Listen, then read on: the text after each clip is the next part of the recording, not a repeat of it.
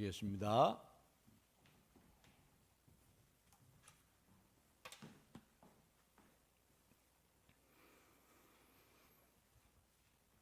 점심 잘 드셨습니까? 네, 점심에 고기 반찬이 나왔죠. 네, 오늘도 마침 또 이 고기에 대한 본문을 저희가 보게 되는데, 요즘 우리는 고기를 언제나 먹을 수 있는 환경에 살고 있습니다. 아무 때나 원한다면 여러분 오늘 들어가시는 길에서도 사서 고기를 드실 수 있죠. 저는 매우 고기를 좋아하는 사람이라서 이런 시대에 사는 것이 얼마나 감사한지 모릅니다. 왜냐하면 저희 할아버지나 이제 할머니 시대에만 하더라도 그 달걀 하나 먹기가 정말 귀했다는 이야기를 많이 들었거든요. 거기에 비하면 저는 정말 하나님께 여러 가지로 감사할 수 있는 것 같아요. 자, 그런데 여러분, 우리 할아버지 할머니 시대만 해도 그렇다고 하는데 2000년 전에는 과연 어땠습니까? 그때는 훨씬 더 고기를 구하기가 어려웠겠죠. 그 시절에 고기를 가장 많이 취급하는 곳은 어디였냐면 신에게 제사를 드리는 곳이었습니다. 거대한 신전에 이제 여러 가지 제사를 드리기 때문에 제물을 바치느라고 거기에 이제 많은 고기들이 들어가게 됐죠. 그러니까 신전 안에서도 제물들이 많이 오기 때문에 고기가 되게 쌓이는데 이거를 다 먹어서 처리할 수가 없지 않습니까? 그러니까 그 쌓여 있는 제물을 이제 시장에 내다 팔았습니다. 그래서 많은 고기들이 우상에게 바쳐진 후에 시장에서 팔렸죠. 오늘 본문의 배경은 그런 상황을 제시하고 있습니다. 그러니까 전에는 이 사람들이 고기를 사서 먹는데 아무런 문제가 없었습니다. 그런데 전해진 복음을 듣고 예수님을 믿고 나니까 이제 고민이 되기 시작을 한 것이죠. 시장에서 파는 고기들 대부분이 우상에게 드려진 제물이었기 때문에 이것을 먹어도 되느냐 안 되느냐, 여기에 이제 신앙적인 고민이 더해지기 시작한 겁니다. 여러분들도 아마 비슷하실 것 같은데 저도 어릴 때 이 교회에서 차례나 제사상에 올라간 음식은 먹으면 안 된다고 배웠던 기억이 납니다. 그러니까 이 사람들도 만약에 신에게 바쳐진 고기를 먹는다는 것은 그 신을 받아들이는 행동이 아니냐, 이런 부분들 때문에 먹기가 어려웠던 것 같습니다. 자, 여기에 더해서 이제 이방인들에게 복음을 전한 다음에 그 이방인들에게 우리가 어떤 가르침을 주어야 하는가, 여러 다툼들이 있어서 예루살렘 회의 때 사도들이 이렇게 결정을 했습니다. 우상의 제물과 피와 목매어 죽인 것과 음행을 멀리하라. 그 외에는 자유롭게 해도 괜찮다, 이렇게 이야기를 했거든요. 그러니까 신앙의 초기에 이 사람들에게 우상의 제물에 대한 문제는 결코 가벼운 문제는 아니었습니다. 자, 그런데 그러니까 신앙의 초기에 이 사람들이 기본적으로는 우상의 제물을 먹지 않아야 된다라고 배웠고 이제 그렇게 살아왔을 겁니다. 그런데 이 사람들의 신앙이 점차 자라기 시작하면서 이제 새로운 고민이 생기기 시작한 거죠. 우리가 배우고 믿은 대로 우상은 없고 하나님만이 유일한 신이시라면, 그렇다면 없는 것에게 바쳐진 음식을 먹는 것이 무슨 문제가 되는가, 이렇게 생각을 하게 된 겁니다. 맞는 말이죠. 우상은 없는 존재인데 우리가 그 우상을 그렇게 신경 쓸 필요가 있느냐 하는 겁니다. 하나님만이 유일신이라는 것을 알고 믿고 있기 때문에. 그러니까 이렇게 조금 더 신앙의 깊은 경지로 들어간 사람들은 자기들이 받은 진리를 가지고 자유를 누릴 수 있게 되었습니다. 하나님이 모든 것의 주인이신 것을 우리가 이제 알고 믿으니 존재하지도 않는 우상에게 바쳐진 제물 먹는 데 아무 거리낌이 없었던 것이죠. 자, 그런데 먹어도 상관이 없다고 하는 이 믿음이 강한 사람들과 그래도 우상한테 바쳐진 건데 먹으면 안 된다고 하는 이 믿음이 약한 사람들 사이에 이제 갈등이 생기게 된 것입니다. 그래서 고린도 교회가 바울에게 이것을 어떻게 해야 할지를 물어본 것이죠. 자, 여기에 대해서 바울이 단칼에 잘라서 너희들 예루살렘 회의에서 결정한 대로 해라, 이렇게 이야기할 수 있었을 겁니다. 그러면 지켜야 될 선이 분명해지죠. 그리고 사도들이 같이 결정한 내용이었으니까 아무도 여기에 항변할 수 없었을 겁니다. 그런데도 바울은 그 문제에 대한 대답을 1절과 같이 시작합니다. 우상의 제물에 대하여는 우리가 다 지식이 있는 줄을 아나 지식은 교만하게 하며 사랑은 덕을 세우나니. 자, 바울은 이 우상의 제물에 대한 지식이 누구에게는 있고 누구에게는 없다, 이렇게 이야기하지 않습니다. 우리가 거기에 대한 지식을 다 가지고 있다고 이야기를 하죠. 그러니까 그 사람 각자가 가지고 있는 하나님을 믿는 데에 따르는 지식들이 있었던 것입니다. 그런데 바울은 이렇게 해라 저렇게 해라를 넘어서서 더 큰 원리를 제시하고 있죠. 지식은 교만하게 한다고 이야기합니다. 자, 여러분, 여기서 바울은 지식이 나쁘다고 이야기하지 않습니다. 자, 그런데 우리가 지식을 가질 때에 교만해지기 쉽다고 이야기를 하죠. 많이 알고 있는 사람이 무언가를 모르는 사람과 대화하면서 그 상대방을 무시하는 일은 자기도 모르게 일어날 정도로 쉽게 벌어집니다.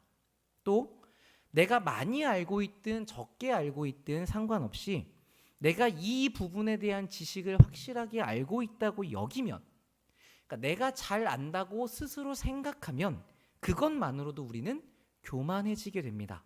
그래서 내가 하는 이야기가 맞다고 주장을 하기 때문에 다툼이 벌어지게 된 것이죠.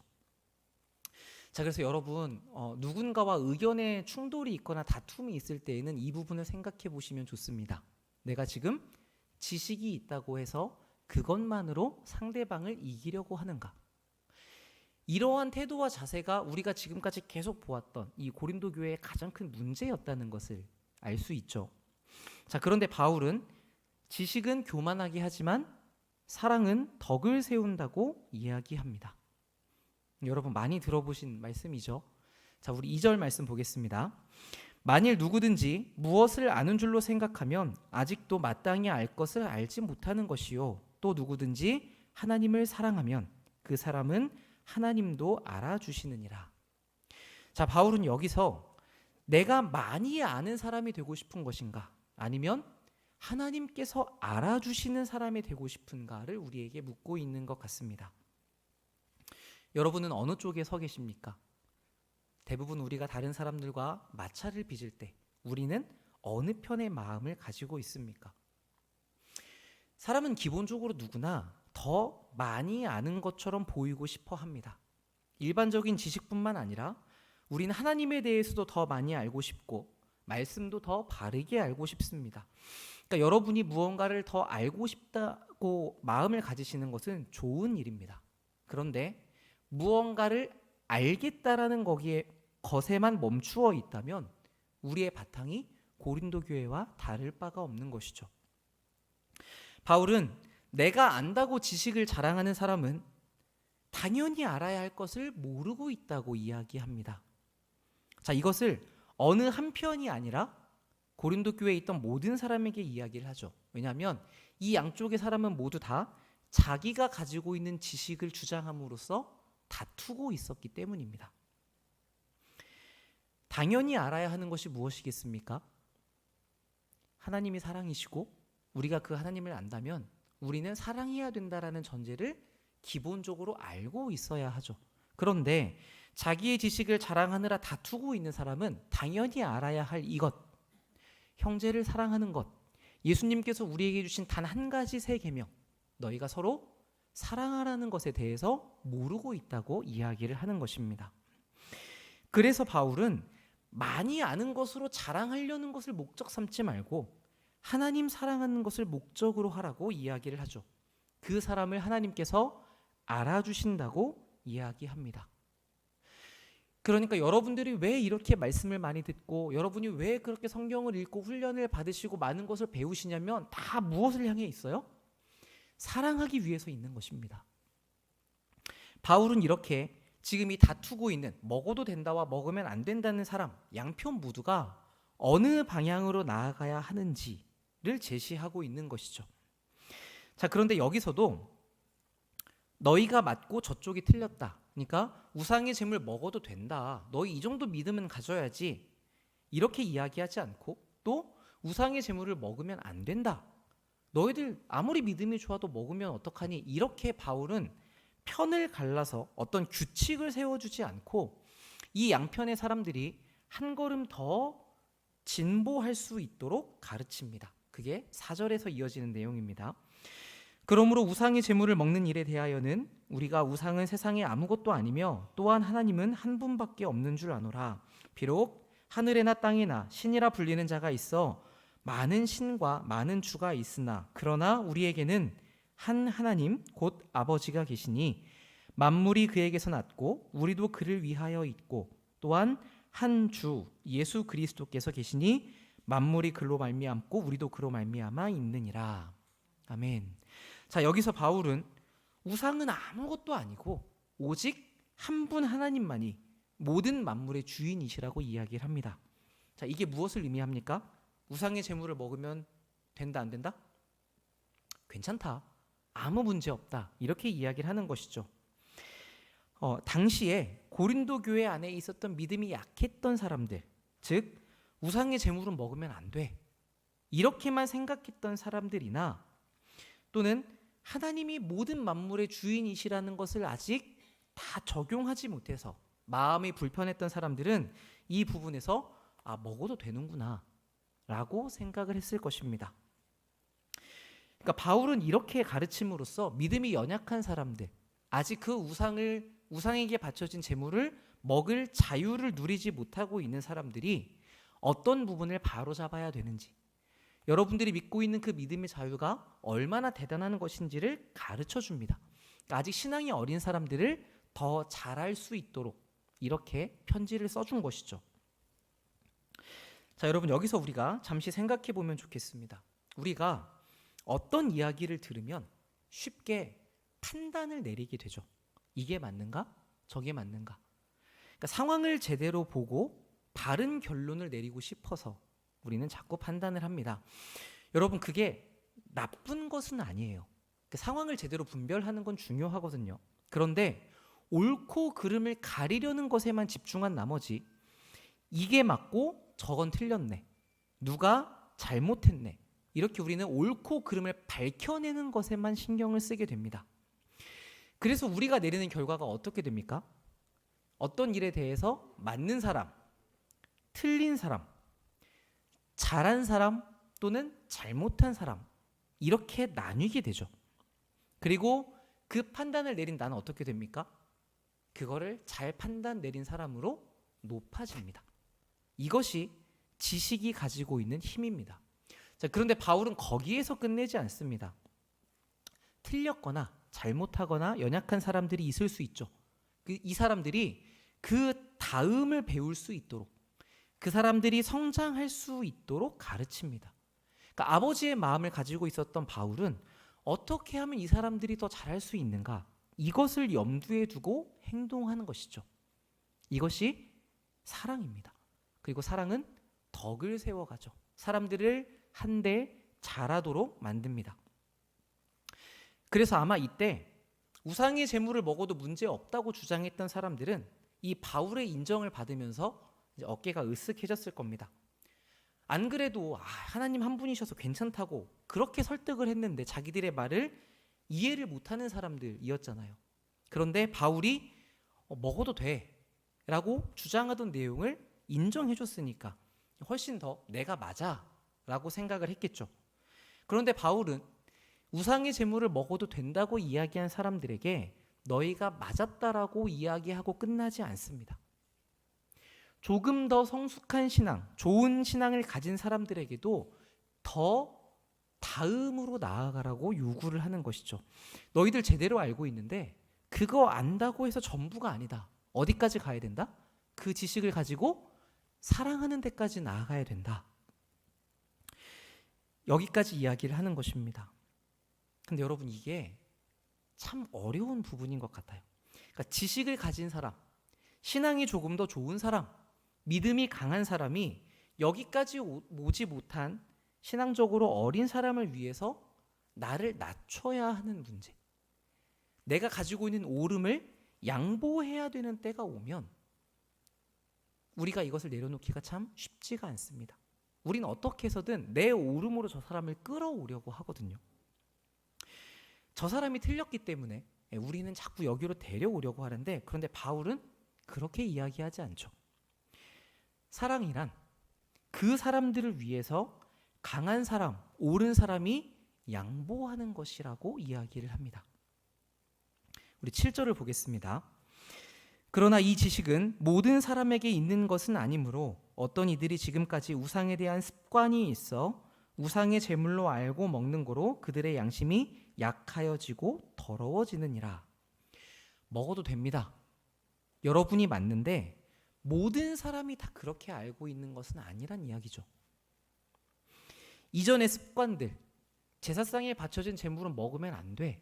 이 습관을 강하게 붙잡고 있는 믿음이 약한 사람들이 있습니다. 그래서 그 사람들을 위하라고 이야기를 합니다. 자, 이어서 8절 보겠습니다. 음식은 우리를 하나님 앞에 내세우지 못하나니 우리가 먹지 않는다고 해서 더 못 사는 것도 아니고 먹는다고 해서 더 잘 사는 것도 아니다. 그런즉 너희의 자유가 믿음이 약한 자들에게 걸려 넘어지게 하는 것이 되지 않도록 조심하라. 자, 이 8장은 여러분이 아시는 것처럼 우상의 제물에 대한 내용을 다루고 있지만 바울은 여기서 우상의 제물을 먹어라 말아라 이렇게 답을 내려주지 않습니다. 오히려 뭐라고 이야기하죠? 먹는다고 더 잘 사는 것도 아니고 못 먹는다고 못 사는 거 아니다. 자, 그렇다고 그러니까 이 지식을 너희들이 다 가져야 된다 이렇게 얘기하지도 않죠. 이 문제가 벌어진 가장 본질적인 내용, 진짜 너희가 추구하고 있는 것이 무엇인지를 살펴보라고 이야기를 합니다. 지식을 내세워서 나를 높이려고 하는지, 사랑하기 위해서 연약한 사람을 위하려고 하는지, 거기서 사랑으로 행하는 사람을 하나님이 알아주신다라고 이야기를 하고 있죠. 여기에 도달하기 위해서는 어떻게 해야 됩니까? 믿음이 연약한 자는 말씀을 더 배워서 자유로울 수 있는 자리까지 와야 됩니다. 그리고 말씀을 이미 잘 알고 있어서 믿음이 강한 자, 먹어도 된다고 이야기하는 사람은 이 자신이 가지고 있는 자유를 연약한 사람들을 위해서 쓸 수 있도록 조심해야 되는 대로 나아가야 되는 것이죠. 자, 그런데 여러분 여기서 한 가지 분명하게 짚고 넘어가야 될 것은 이것은 믿음이 연약한 사람, 영적으로 어린 사람들을 위한 배려라는 부분입니다. 우린 이런 말씀을 들으면 그러니까 내가 항상 상대방을 위해서 양보해야 된다 이렇게 생각하시는 경우들이 있거든요. 그런데 어느 교회를 가든 가끔 나는 이거는 용납 못합니다 이렇게 고집을 부리시는 분들이 있으십니다. 그때 이 말씀을 기억해서 그래 다 양보해야지 이렇게 적용하시는 분도 있으신데 그때는 상황이 조금 다릅니다. 그분은 뭔가 새신자나 믿음이 약한 분이 아니죠. 그러니까 대체로 교회에서 강한 고집을 내세우시는 분들은 내가 옳다고 여기시는 지식이 많은 분들인 경우들이 있습니다. 그러니까 이런 때는 약자를 배려하는 오늘의 본문과는 조금 상황이 다릅니다. 그러니까 무조건 남의 고집을 다 들어줘야 되는구나 이렇게 볼 문제는 아닌 것이죠. 그러니까 바울은 이와 비슷한 내용을 로마서에서도 이야기합니다. 우리 15장 1절부터 3절 말씀인데 띄워주시면 함께 읽어보겠습니다. 없나요? 네, 그럼 저희 로마서 15장 한번 찾아보시죠. 로마서 15장 1절부터 3절까지 말씀. 앞에 있습니다.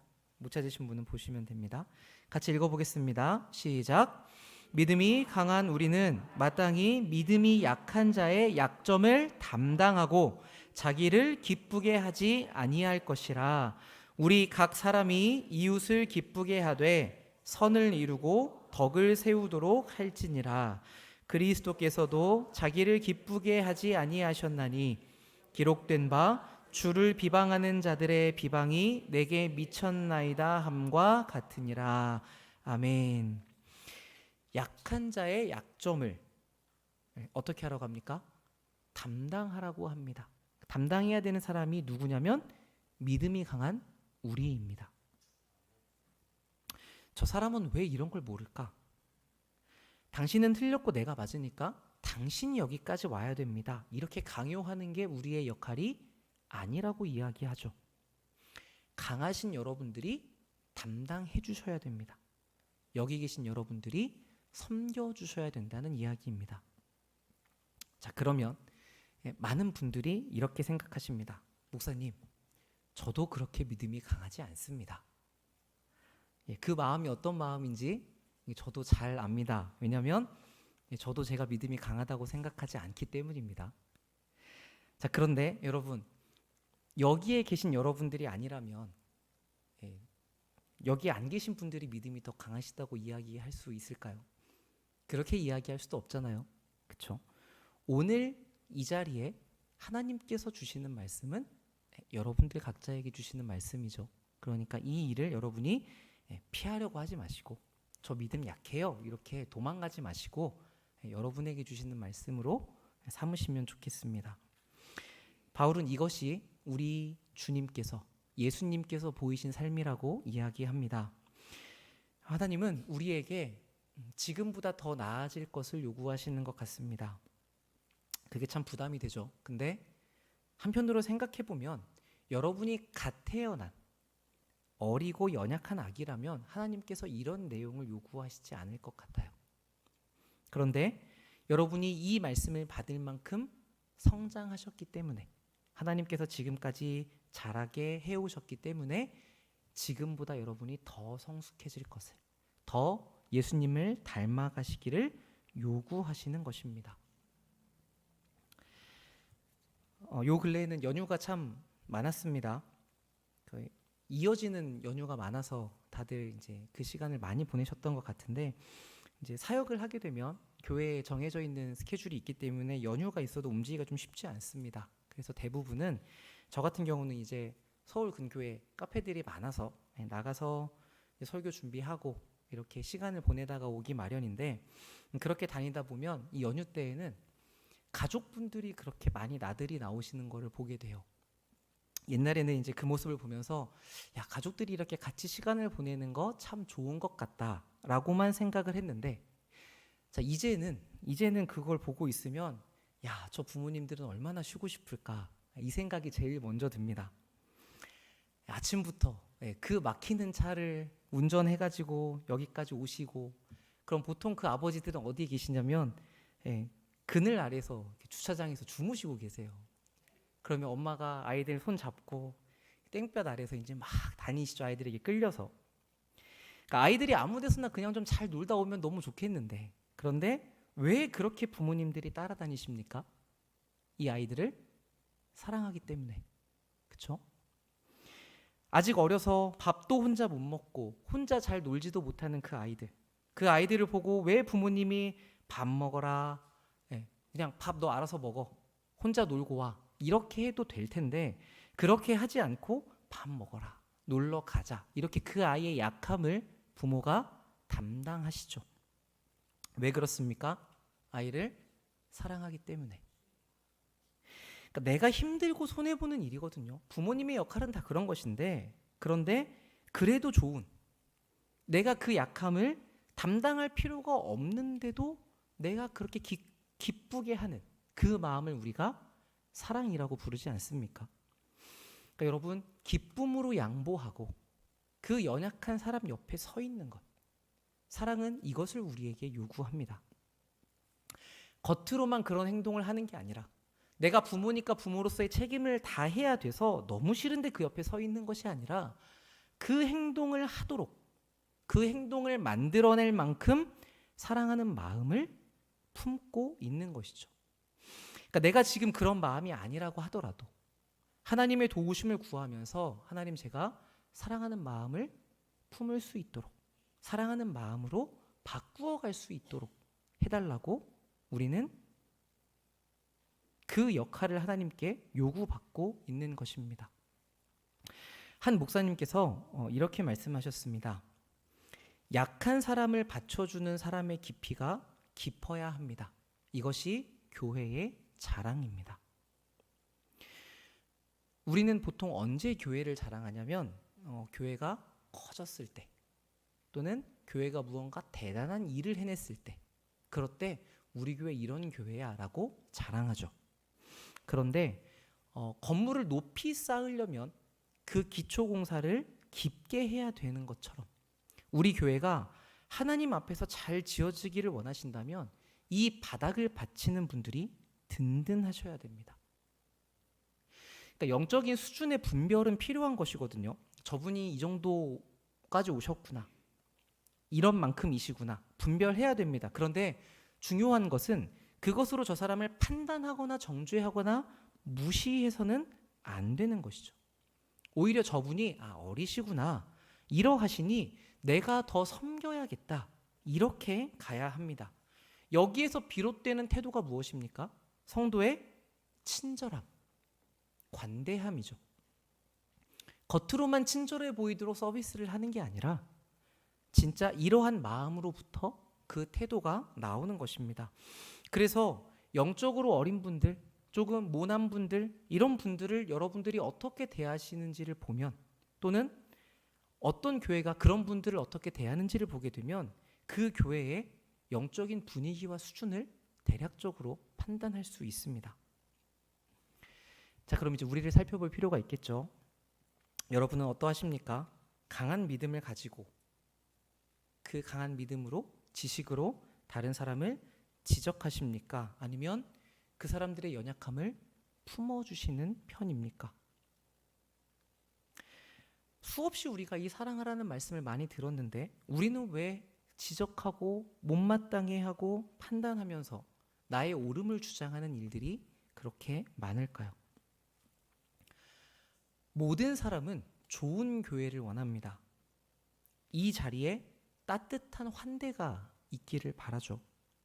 그런데 그거는 이분이 아직 어리시구나 라고 보시고 이해하고 용납하는 것, 그 받아줌으로부터 시작이 됩니다. 그러니까 여러분들 누군가의 약함을 보시더라도 그것을 받쳐주시는 깊이, 그런 믿음의 강함을 소유한 분들이 되어 주십시오. 만약 이렇게 하면 그 사람이 안 변할 것 같으시죠?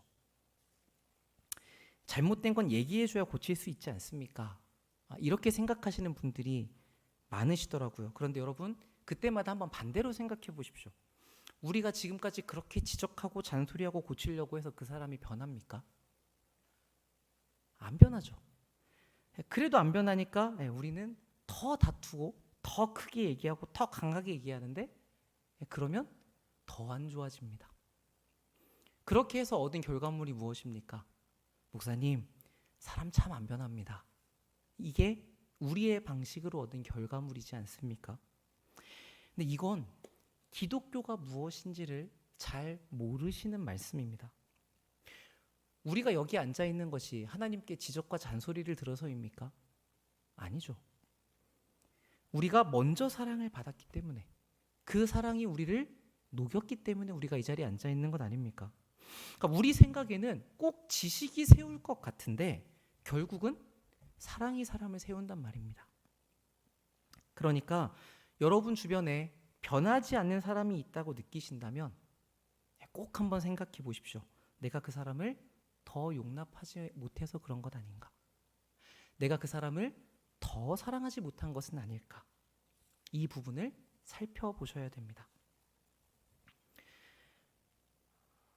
특히 지금 우리 교회는 많은 의견들이 있을 시간인 것 같습니다. 각자의 지식을 따라서 옳다고 여기시는 많은 생각들이 있으시죠. 그 의견들을 여러분 속에만 감추어 두시거나 고집을 피우시기보다는 그 의견들을 가지고 서로 많이 대화를 나누시면 좋을 것 같습니다. 대신 이 대화는 지식으로 이기려고 이게 맞다고 주장하는 대화가 아니라 우리 교회를 사랑하는 마음을 가지고 내가 가지고 있는 이 의견보다 더 나은 하나님의 뜻이 분명히 있을 거다.